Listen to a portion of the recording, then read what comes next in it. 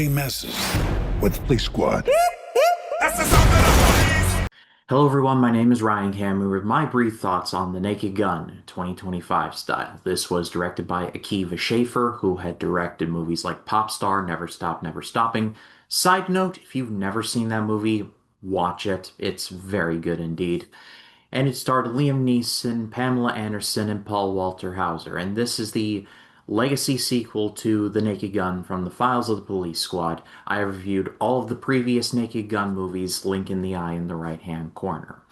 And this picks up with Frank Drebin Jr., played by Liam Neeson, who is with the police squad and has to take on a wealthy billionaire who has diabolical plans to not just take over the world, but just like destroy the world and build a better one, straight out of Apocalypse. Just to give some clarification on my feelings on this movie, this is the only 2025 movie that I have seen in theaters twice. I saw it by myself opening weekend and then I saw it with a friend, and I loved it both times. This is quite simply the funniest movie that I have seen in theaters in a very long time. I'm somebody when it comes to comedies that's a little harder to please, I guess. There is just some comedies that people love that I just never saw the appeal of. But I did go into this one with an open mind because of the Liam Neeson factor. Since the late 2000s, Liam Neeson has found a second wind of his career playing these big action movies like Taken and The Commuter and Unknown. And so when I heard he was cast in the remake of Naked Gun, I'm like, that's kind of perfect. And yeah, he's the best part of this movie because of his delivery. He handles the delivery of Frank Drebin Jr. so deadpan that it's brilliant. He plays the role as to what people think Liam Neeson is instead of what he actually is, because I think Liam Neeson's a really good actor, but to some, he's rather dry and boring. Here, it's more along the lines of that. He's very dry, deadpan, straightforward. He plays everything straight, and that's 90% of the jokes in this movie, and they're all great. In the opening montage at the bank, I knew we were in good hands. Liam from Drebin showing up dressed as the little girl to the bad guy shooting the very obvious stunt dummy, and then in turn they end up dying because the dummy was wearing a vest. That part was great. The criminal being sentenced to 20 years of man's laughter, just that's just the tip of the iceberg. There's just so much good stuff here that the jokes come a mile a minute and they don't stop. But there's not like too much of them. It's at a good pace. And that's what I loved.